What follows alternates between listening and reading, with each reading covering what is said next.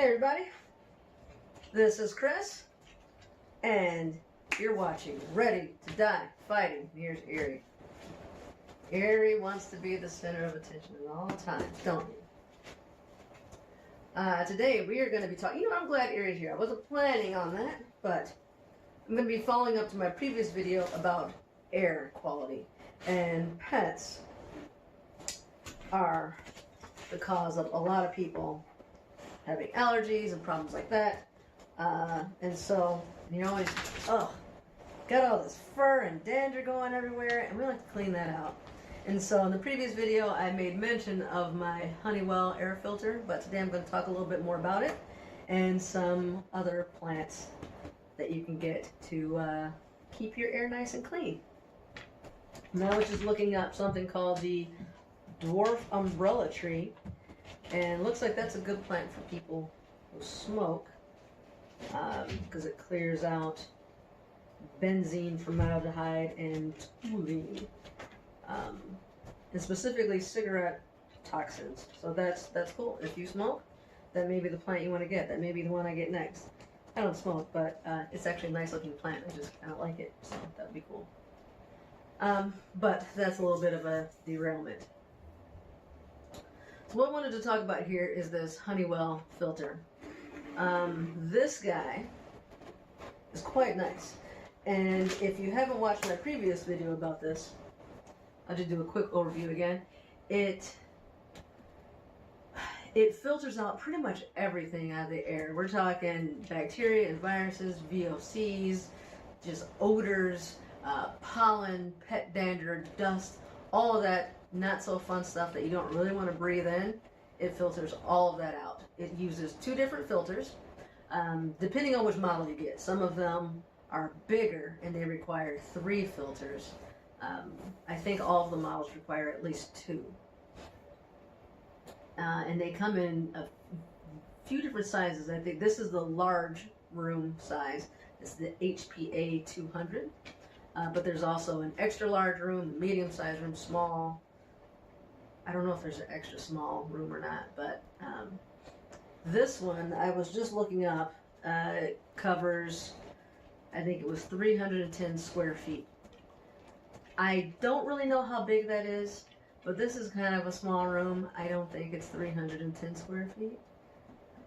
If it is 310, then I definitely wouldn't call that a large room. They maybe need to relabel that. But I would rather have a bigger one moving more air than a smaller one kind of struggling. And so my dining room and kitchen are connected, and so it's kind of my hope that maybe it helps clear out there too. Long term, I do want to get a few more of these throughout the house because I do believe that they work. So just kind of go over it a little bit. I don't know how well you hear it, but it's on its regular setting right now.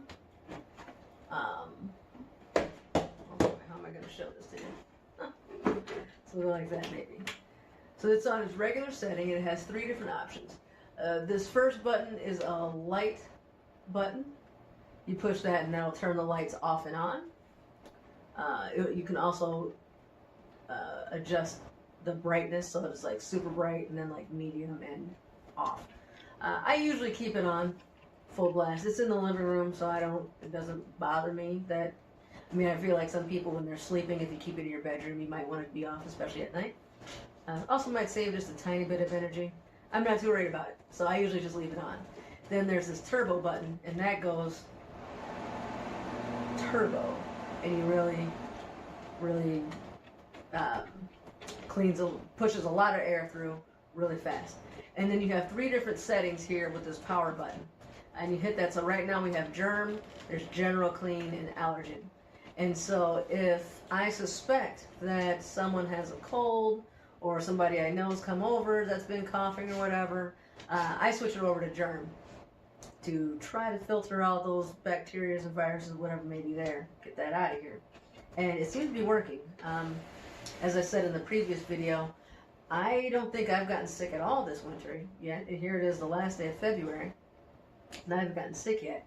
And the coconut, he got a cold, I think, once, and he's gross little fellow that he is. He's sneezing everywhere. He's leaving Kleenex around. And I, wash my hands a lot when he's sick, especially. But, a lot of times things like that are passed through the air, especially with him spitting and coughing and not covering his mouth. And I didn't get sick. I didn't catch it at all. And so I believe that it works. General clean is where I usually have it running most of the time, because it's a general clean setting. I don't know if there's really a difference in what it does, but I figure if they put the markings there, I use them appropriately. And then allergen, I have a few friends who are allergic to dogs, and if I know that they're coming over, I turn this on and have it going before they get here, and keep it going on allergen all while they're here, and then I switch it back when they leave. And it does seem to help. One of my friends in particular seemed to be really, one day she came over, and I think the first time she came over, she coughing and sneezing and, eyes turning red and all that because of Erie. After I got this, she came over and no problems. So I was pretty impressed. And then it has, oops, I turned it off. Let me turn the lights back on. Oh, I guess I turned it all the way off. And then here's this check pre-filter and check filters. And so that lets you know when the light turns red when you need to change those filters. So the pre-filter is the carbon filter, this A+, and then the check filters is the HEPA filter. And then here's a timer. So you could potentially, if you don't want to leave this thing on all the time, personally I do, it never turns off, virtually never. But you have a timer, 2 hours, 4 hours, 8 hours. And everything just cycles through. And so I just leave that alone typically. Another thing that I really like about this is you just slide that up and there's a quick reference guide that gives you directions as to how to operate it, what these different icons mean. To me, this is pretty intuitive here. I don't know that I would really need a whole lot of directions, but the fact that they put that in there, I'm like, that's pretty awesome. I like it. I'm a fan. Just little things like that just make life a tad bit easier.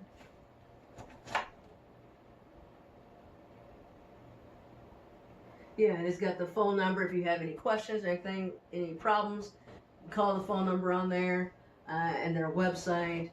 Yeah, that's fantastic. I like that. I believe it comes in 2 colors. I'm not 100% sure. I believe it comes in white and black. I like the black. I feel like it hides a little bit better, especially with my decor. And it just looks nice. It sits in the corner, doesn't take a lot of space. It sucks in air this way, dirty air this way, and then it blows it out straight up like that.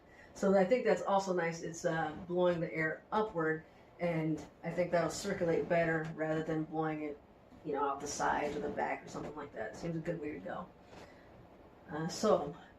The light is red here, so I'm going to change these filters out, and you guys can watch me do that, because it's pretty easy.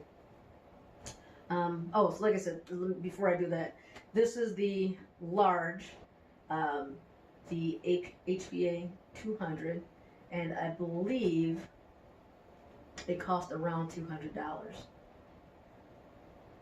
I believe that's what it was. And so I decided to go with the large one because, like I said, I wanted to cover ideally maybe 2 rooms if I could, but the price difference wasn't that big between the medium-sized room and the large room. So I'm like, well, let's just go large and move more air. Let's see. I dropped the box a minute ago. Where is it? So our 2 different filters, and they do different things. So the first one is the pre-filter, and this one lasts only about 3 months. You need to change it, but I'd wait till the light comes on. And so this one lasted me a little bit over 3 months. I bought this back in December, I believe. Possibly, actually I think it was November I bought this. It's November, early November. And we're at the very end of February, and so the light just came on, I think, maybe yesterday, possibly the day before. And so this is the first time I've had to replace it.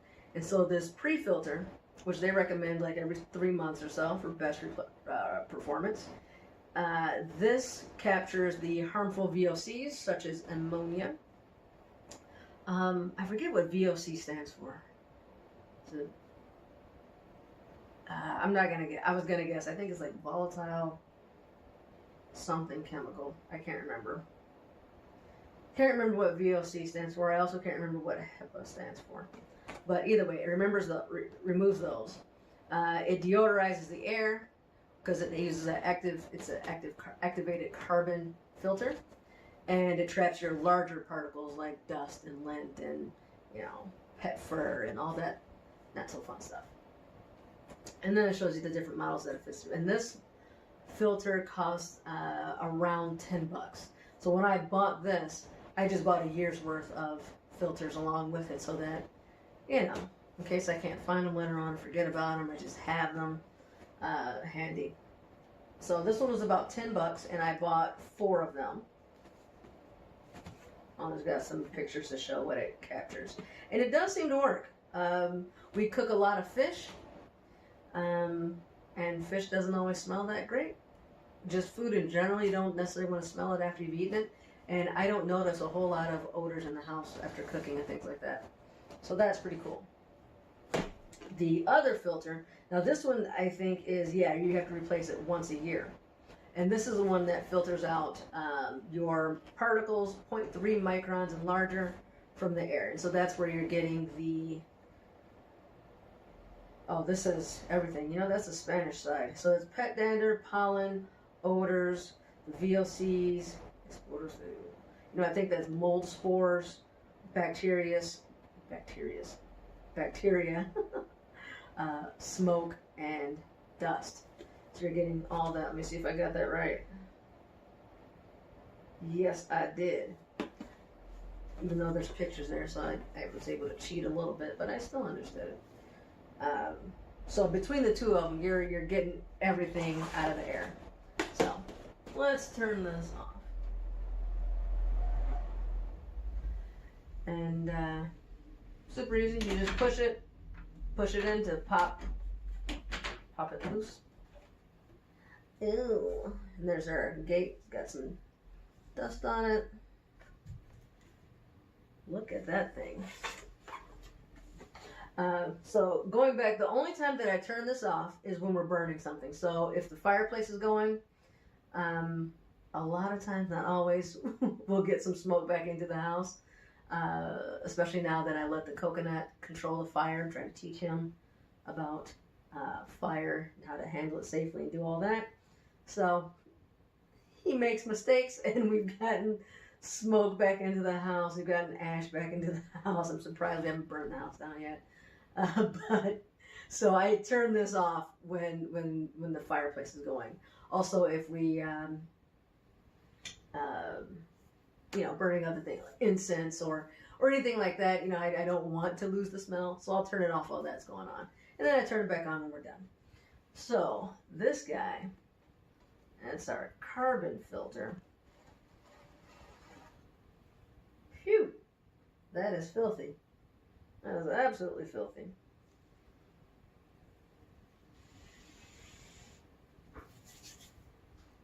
Oh, you know what? Am I incorrect here?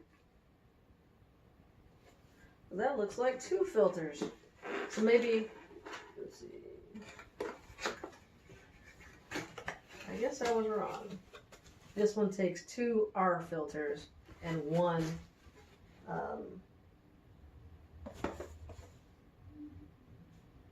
so this one does take 3. The medium takes 1, I believe. So this is the A+ filter. This is the carbon pre-filter that filters everything out before it gets to this. And they give you a lot of directions. It says they're not cleanable, should be replaced every 3 months. Do not immerse this pre-filter in water. Why would you do that? Why would you do that?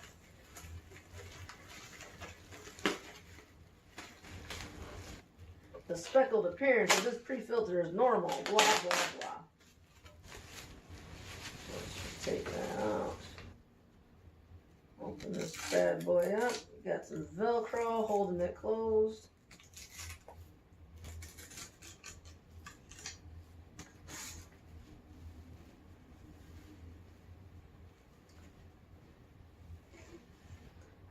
this appears to be a lot more filter than what I need.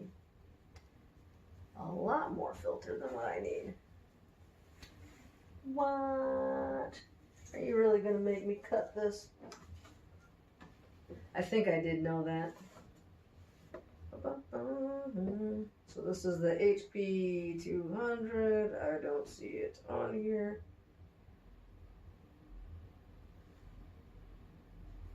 Alright, so yeah, this is this actually gives you 4 filters. So I bought 4 of these, I only needed 1. I need to do better at reading directions. So let's see. I guess I gotta cut this bad boy. Let me go get some scissors. Hope they made it easy. They did not. Womp womp. Seriously. I'm getting it filthy. Getting it filthy. That's alright. We're just going to match it up like that.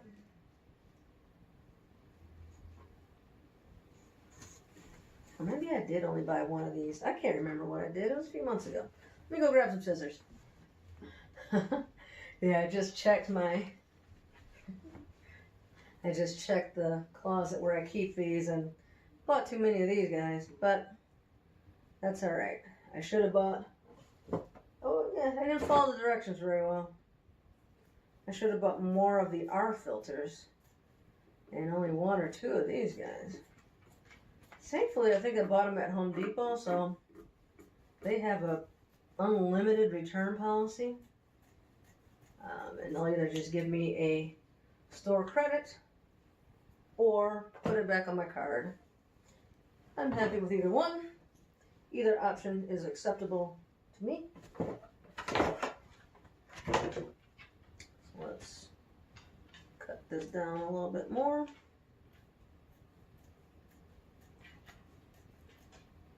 And then I'll have this little extra strip of activated carbon filter. Seems like there'd be a use for that, you know?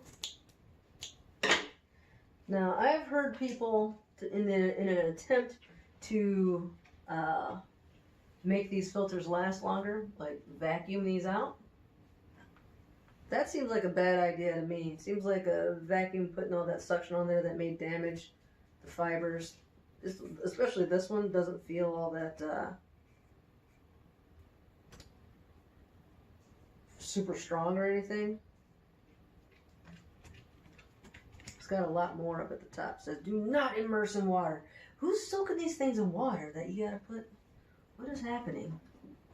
It always makes me question when you see things like that. They have it multiple times.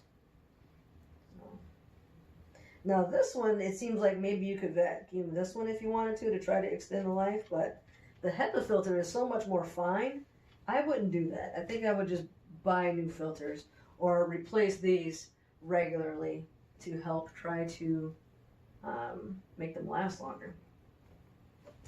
Let me tuck this bad boy back in here, if I can. And you know, I believe I can.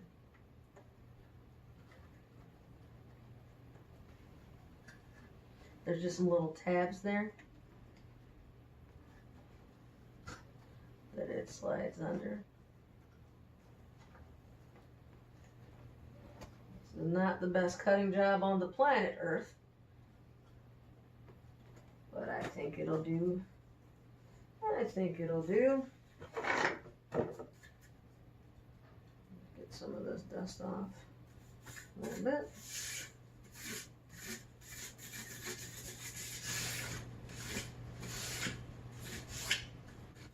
We're going to throw that dust in the air so that it can filter it back out. Alright, and so there's like little parts that stick up there. And that goes in the bottom.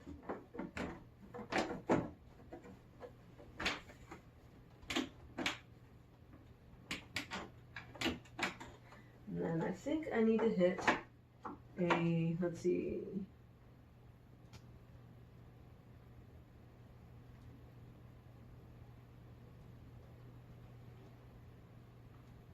press and hold the filter button for 3 seconds to reset that light. So let's turn it back on. I'm gonna press and hold that for 1, 2, 3.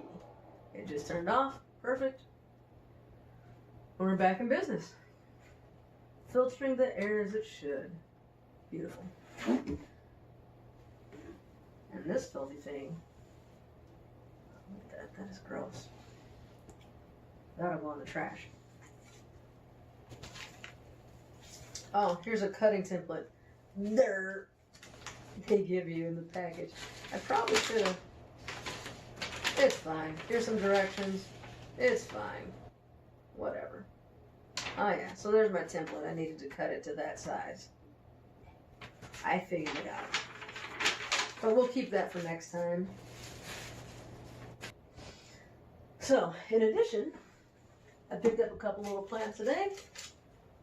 And this is the Gerbera daisy. This one I think does filter some. I don't know that it's a great filtering plant, but this one is fantastic to go in bedrooms because it's another one that produces a lot of oxygen at night. And it's not a lot of these plants produce flowers, and so I thought this was nice. I could have a splash of color with a little Gerbera daisy.